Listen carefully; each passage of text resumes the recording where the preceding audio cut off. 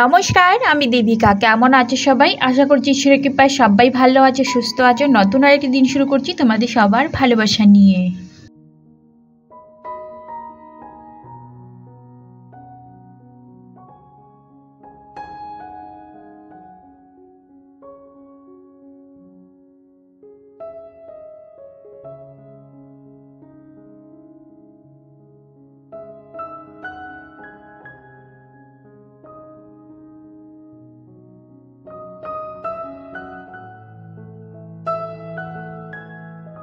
আগের দিন রাত্রিবেলা যে ডালগুলো ভিজিয়ে রেখেছিলাম, সারা রাত্র ভিজানোর পরও এগুলো পাত্তরের মতো হয়ে আছে। ভাগ্যিস মানা করেছিলাম যে আর নিয়ে এসো না, এগুলো তো পুরো পাত্তরই বলতে পারো। পুরো রাত্র ডিপ করে রেখেছি জলের মধ্যে। যাই হোক, এবার ধুয়ে ভালো করে সেদ্ধ বসিয়ে দেবো। তবে আজকে সকালবেলা একটুখানি হেলদি নাস্তা করার চেষ্টা করছি। আসলে না, সময় তো কম থাকে, ভালো কিছু সকালবেলা রান্না করার সময়ই পাই না। রান্নাবান্না যেহেতু করতে হয়, তাই ওই দিকেই আমার সময়টা কেটে যায়। তো আজকে একটুখানি ডিম সিদ্ধ বসিয়ে নিয়েছিলাম সকাল সকাল উঠে। ঘরের কাজকর্ম করতে করতে জানো তো ডিমগুলো সিদ্ধ হয়ে গেছে। এই তো 15 মিনিট মতো লেগেছে। আর তার সঙ্গে একটু ব্রেড টোস্ট করে নিচ্ছি। আর মধু রাখা আছে ঘরে, সেটাই লাগিয়ে নেব। হানি দিয়ে ব্রেড খেতে গরম গরম বেশ ভালো লাগে। ডিমের খোসাগুলো সুন্দর করে সারিয়ে নিচ্ছি। আর ওইদিকে কিন্তু আমি চাটাও বসিয়ে দিয়েছি। আর পাপায়ের দুধটা তো অলরেডি নামিয়ে নিয়েছি। ওইটা একটুখানি হালকা ঠান্ডা হয়ে যাবে, মানে কুসুম গরম হলে ওকে খাওয়াতে সুবিধা হয়। বেশি গরম হলে ওইটা 1 ঘন্টার আগে হাতে নেবে না, ততক্ষণে না মানে পুরো জল হয়ে যায় ঠান্ডায়। তো বেশি সময় তো লাগে না, এত ঠান্ডা পড়েছে, খুব তাড়াতাড়ি গরম জিনিস ঠান্ডা হয়ে যায়। ডিমগুলোকে কেটে নিয়েছি, একটুখানি মানে বিট নুন আর কালো মরিচ ছিটিয়ে দেবো উপর দিয়ে, ব্ল্যাক সল্ট আর ব্ল্যাক পেপার। তো এই যে হানি দিয়ে ভালো করে হানিগুলো লাগিয়ে নিচ্ছি দুটো ব্রেডের উপরে। তো এইরকম করে 4 পিস বেছে নিয়েছি। আজকে ব্রেডটা শেষ হয়ে গেছে, শুধুমাত্র 4 পিসই ছিল। আর সকালবেলা এত খাবার তো খাওয়াও যায় না, তো 4 পিসেই আমাদের হয়ে যাবে। আর এবার আমি চাটা ছেঁকে নেব, কারণ চাটা হয়ে গেছে, জাল হচ্ছে এতক্ষণে। তবে ততক্ষণে আমি ট্রেটা আগে রেডি করে নিচ্ছি। আর এবার এই থালার উপরেই চাটা নিয়ে ওই রুমে চলে যাব।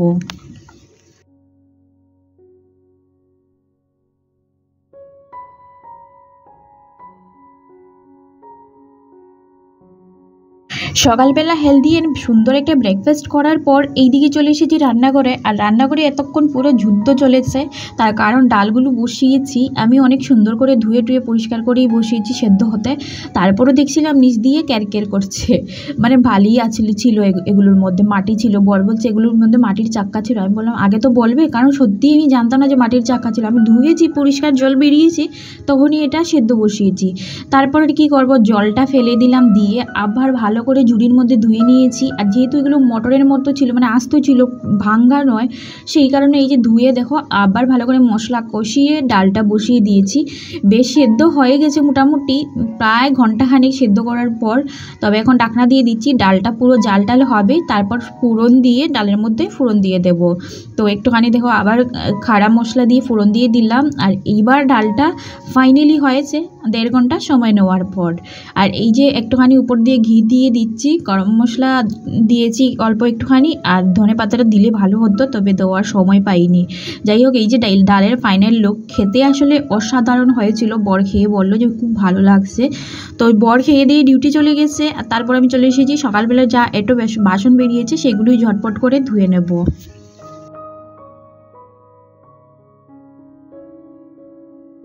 জানো তো, আজকাল সকালবেলা এই যে কাজকর্ম করেছি, আসলে হাত আর পা দুটো চলছেই না। মানে হাত দিয়ে আমি বুঝতেই পারছি না বাসন মাজছি কী করছি। এত বরফ জল, হাত দুটো পুরো জমে গেছে। মনে হচ্ছে আমি যদি ওই হাতটা যদি কেটেও যায়, আমি একদমই বুঝতে পারবো না, এইরকম ফিল হচ্ছে। কী করছি না করছি বিলকুল ফিল হচ্ছে না, মানে শুধু কাজগুলো করেই যাচ্ছি। বেশিরভাগ ওই ট্যাঙ্কির উপরে যে জলটা, আর সারাদিন রৌদ্র লাগার পরও জলটা মানে গরম হয় না। তার কারণ ওই যে বাতাস চলে না, বাতাসের কারণে আমার মনে হয় ওইটা ঠান্ডা হয়ে যায়।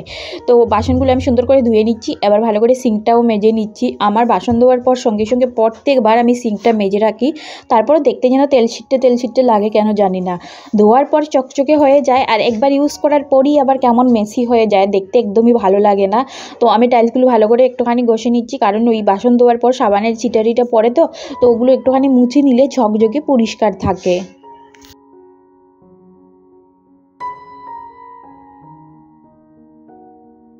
হালকা হাতে যদি প্রত্যেকটা কাজ গুছিয়ে নেওয়া যায় তাহলে কিন্তু দেখবে প্রত্যেকটা জিনিসই ভালো লাগে এবং পারফেক্ট লাগে। ঘরটা যেমনই হোক, তোমার কাছে যদি একটা ছেঁড়া কাপড়ও থাকে সেটা যদি পরিষ্কার থাকে না তাহলে কিন্তু দেখতে ভীষণ ভালো লাগবে। ছেঁড়া কাপড়টা ম্যাটার করে না, সবচেয়ে বড় ম্যাটার হলো যাতে তোমার কাপড়টা পরিষ্কার থাকে। সেই রকমই ঘর দরজাও যদি একটুখানি পরিষ্কার পরিচ্ছন্ন রাখা যায় বা গুছিয়ে রাখা যায় তাহলে দেখবে যেমনই হোক ঘরটা ভালো লাগবে। আর সবার কাছে নিজের ঘরটা তো স্বর্গই হয়।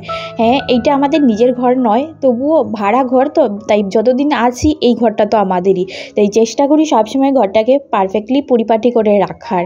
আর যেদিকেই যা জিনিসই ধরি না কেন 2 মিনিট সময় নিয়ে হাতে সব কিছু গুছিয়ে রেখে দিই। যদিও আমার জন্য সেই সময়টা পার করা অনেকটা টাফ হয়ে যায়, পাপাইকে সামলে ঘরের কাজকর্ম করাটা সারাদিন তো আমার কাছেই থাকে।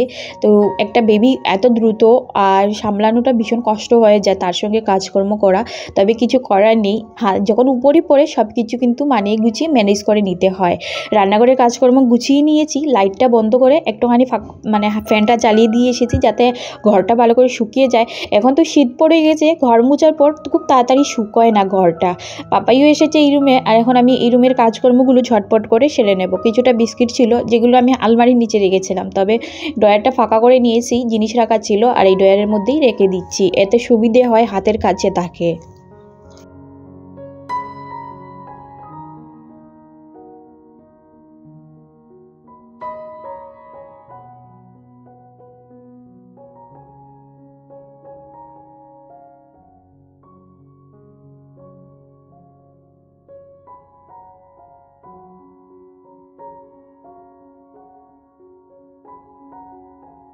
ধোয়া একটা বেডশিট বের করে নিয়েছি, আসলে বেডশিটটা চেঞ্জ করবো আজকে, আর তার সঙ্গে বালিশের কাভারগুলোও চেঞ্জ করে নেব, তাই সঙ্গে সঙ্গে বের করে নিয়ে এসেছি।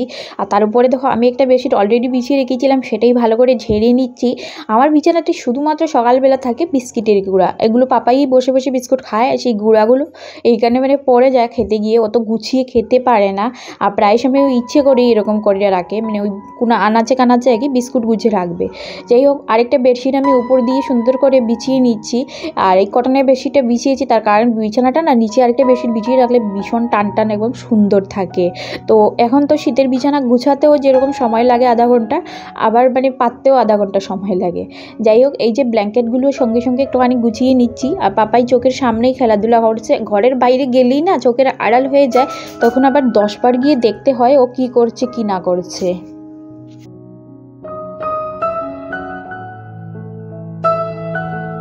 এই বয়সে তো বেবিদের নতুন নতুন হাত পা হয়, দৌড়তে শিখে, হাঁটতে শিখে, সেগুলোর জন্য না পাপা একটুখানি বেশি এক্সাইটমেন্ট থাকে সবসময়, ওর মনে হয় ও খেলাধুলা করবে আর আশেপাশের যত বেবিরা আছে তাদের সঙ্গে গিয়ে করবে। তো ওদের দেখলেই ওর মনে হয় যে ও যাবে ওইখানে। তো সেই রকমই কী করে ওর নিচে নেমে পড়ে রাস্তাতে, আর কেউ ডাকলেই হয়ে গেছে দৌড়ে নেমে যায়। তো এতে না ভীষণ ভয়ের কাজ করে, কারণ ঘরের নিচ দিয়ে গাড়ি ঘোড়া যাওয়া আসা করে, সেই কারণে একটুখানি বেশি। তাছাড়া এই শহরের মধ্যে যদি একটুখানি ওই দিক থেকে এইদিকে চলে যায় 100টা গলি ঘরে ঘুরে আসতে পারবে না। তো সেই কারণে সত্যি বলতে আমার ভীষণ ভয় করে।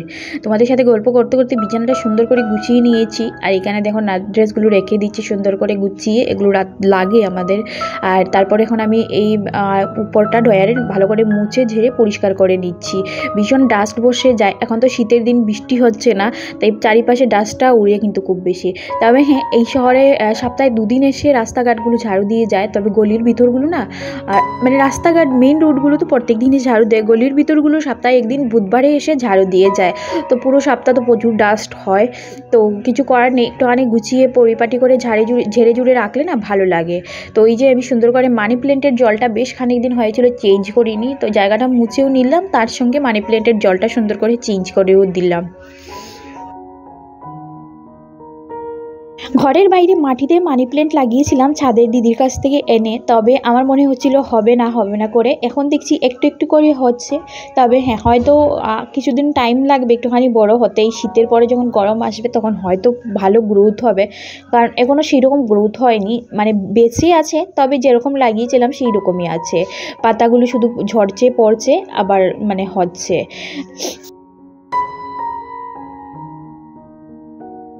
পুরো ঘরের প্রত্যেকটা জিনিসই একটু একটু করে গুছিয়ে নিচ্ছি, তার সঙ্গে একটুখানি ডাস্টিংটাও করে নিচ্ছি। আসলে একদিন যদি ডাস্টিং না করি না, তো আমার যেমন কেমন কেমন লাগে, মনে হয় বহু দিন হয়েছে ঘর পরিষ্কার পরিচ্ছন্ন করিনি। আর আমার ঘর বলছে যে আমায় পরিষ্কার কর, সেই রকম।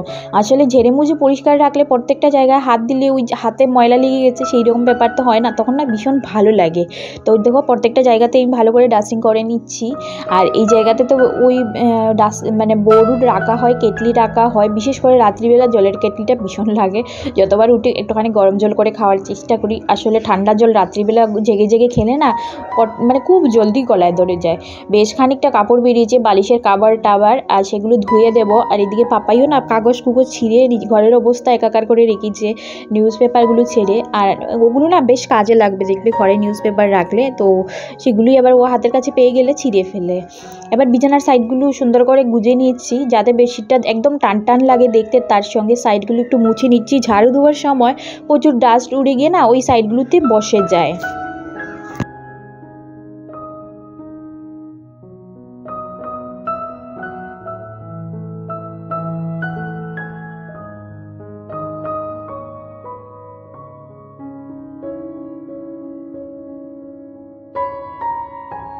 জানালাটা পুরোপুরি বন্ধ করে রেখেছি, তারপরে মাকড়সার জাল জানি না কীভাবে এত ভিতরে গিয়ে বসে যায়। তো একটুখানি মুছে পরিষ্কার করে নিচ্ছি, বেশি তো খোলা হয়ই না, মানে হয়ই না, বন্ধ করে রেখেছি। এটাতে খুব ভালো মানে বাতাস আসে, আশা করে, তাই গরমের সময় খুলে রাখলে সেই রকম বাতাস আসে না, তবে শীতের সময় খুব ভালো বোঝা যায়। তাই গ্লাসগুলো ভালো করে লাগিয়ে নিয়েছি আর পর্দা দিয়ে দিয়েছি। ভালো করে মাকড়সার জালগুলো পরিষ্কার করে নিলাম। এবার ঘর দুটো মোটামুটি আমার ক্লিন করা হয়ে গেছে, তবে ঘরটা সুন্দর করে ঝাড়ু দিয়ে নিচ্ছি, তারপর ভালো করে মুছেও নেব।